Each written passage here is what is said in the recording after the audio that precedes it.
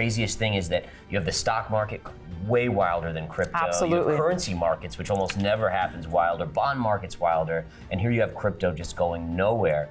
But what happens is when these things go to sleep, when they wake up, there's a mega move.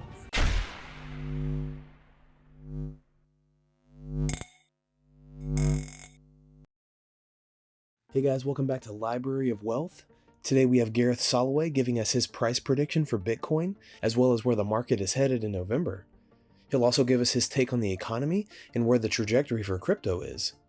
Soloway says that this bear market will last longer than most expect, but as soon as the Fed starts lowering rates, we'll see the next bull run for Bitcoin. As Bitcoin sits just above $20,000, Soloway is looking at a scenario where a short squeeze will cause Bitcoin to climb up to $25,000 before the midterms. Let's listen to this interview with Gareth Soloway as he gives his investment advice and price prediction for Bitcoin, as well as where the crypto and stock market is headed in the next few months. Don't forget to like and subscribe if you enjoy the content we do here on this channel. Let's get right into the video. Let's start with Bitcoin, okay? Because you've made very famous and just spot on calls with this crypto, which you say basically is a sleeping beauty right now. Yes. Right? It's asleep. Yes, it is. Absolutely it is. And I think that's partly due to you have some consolidation going on because you have people buying for currency issues with, we know the dollar has been ripping higher and crushing a lot of currencies. So that's giving it a little bit of a bid. And then you also have sellers that are still unsure about it. There's lack of regulation, there's lack of clarity. And so it's kind of this midpoint. And when you get a sleeping chart, it basically means buyers and sellers are equaling themselves, right? They're equaling each other out, and that's keeping price in a really, really tight zone, essentially. So what is one to do with Bitcoin here? Because, you know, we had a lot of folks buying on the way down, but it's almost like no one really wants to touch it right now. Yeah, and again, the craziest thing is that you have the stock market way wilder than crypto. Absolutely. You have currency markets, which almost never happens, wilder. Bond markets wilder. And here you have crypto just going nowhere. But what happens is when these things go to sleep, when they wake up, there's a mega move.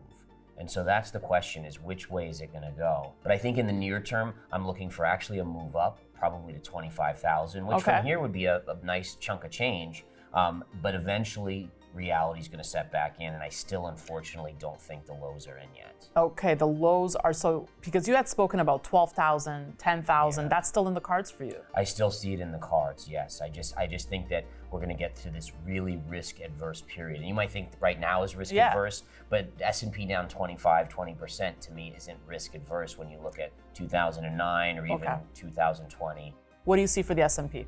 So S&P right now into the midterms, we've talked about how you likely get this little bit of a bid. Yeah. We saw the Wall Street Journal article that just came out, I think it was last Friday, talking about how the Fed may raise 75 basis points and then pause. And the market just loves that because it's the first hint that the Fed is wavering. We've seen housing data, that was very, very weak. The markets love that. The dollar started to come in. So all the things are working for the market to lift into the midterms. And then what I'm concerned about is after the midterms, how does the economy look and how do things start to slide? The stock market experienced negative movement as a result of the most recent market impulse. Larger bets are being placed even by hedge funds, although many of them use a lot of leverage. The price of Bitcoin hasn't reached its all-time high in almost a year, and with next month drawing near, Soloway is watching for the downturn that will usher in the cryptocurrency's next bull market. So you have to think about it like this, is we're entering this unprecedented period where investors, remember, think about how many new investors came into the market over the last 5 years or so. They've never experienced a prolonged bear market. So it's going to be one that tests their kind of ability to just stay with the trade, stay with the investments in light of all the negativity that they're going to hear about an economy that is going to be stuck in a recession for potentially a long period of time. And I've gone on record, and I said it yesterday in the speech, that I think we don't see new all-time highs for 10 years in the S&P. Wow. Let's talk about the Federal Reserve, which you said, you know, Wall Street Journal had covered the fact that we might have one more rate hike. So you agree with that there'd be a pivot, there'd be a change, Yes, a counter shift? I do think so. I think honestly they're going even a little too far, and I've said that before. Yeah, that you have. They're front loading this because they're reacting instead of kind of foreshadowing or kind of looking ahead. And they're reacting to the fact that they were late, they were wrong on transitory and all these things, and so they're overcompensating.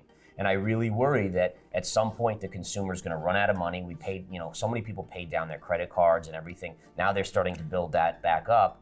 When that stops and they don't have that money anymore, the economy is going to take a big dive. So is there anything you'd be buying in the S&P right now? Yeah, so there's always really good opportunities out there in bull and bear markets. And so something like Meta makes sense to me. Everyone's hating on it. Everyone's saying, they're spending too much money on the metaverse.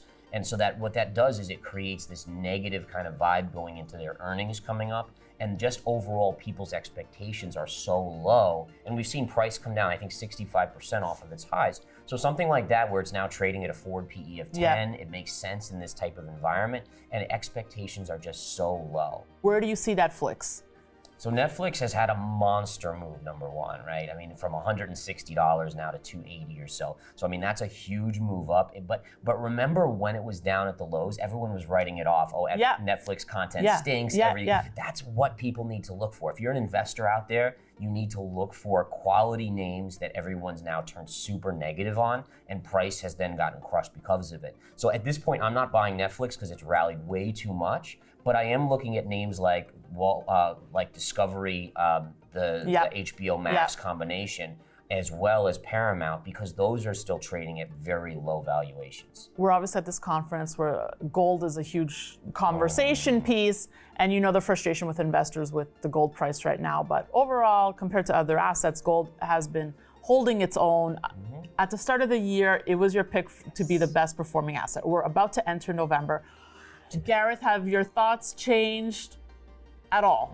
That's a good question. So far I've been right. It's been the best performing. In terms of dollars, it's still down on the year, but just a little bit. But for me, I'm still going to go into 2023 still thinking it's going to be the best performing asset.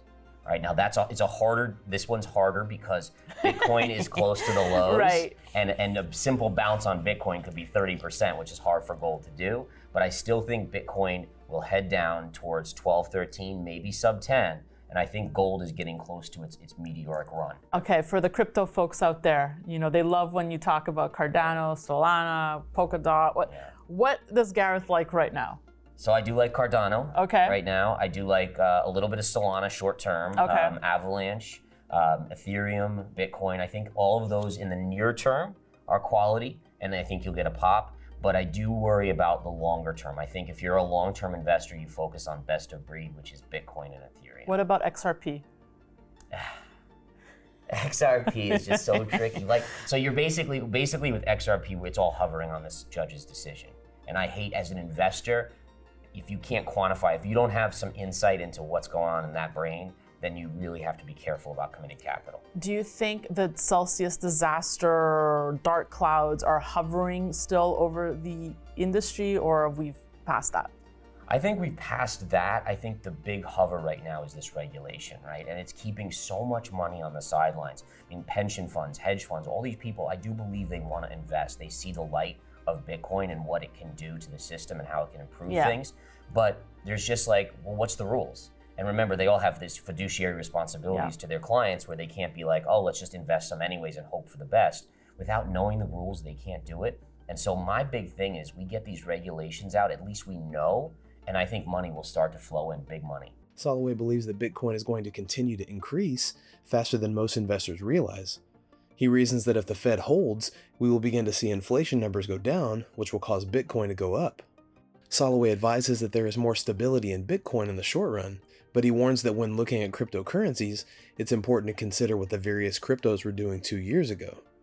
Soloway believes that in the long term, it is essential to hold both Bitcoin and Ethereum.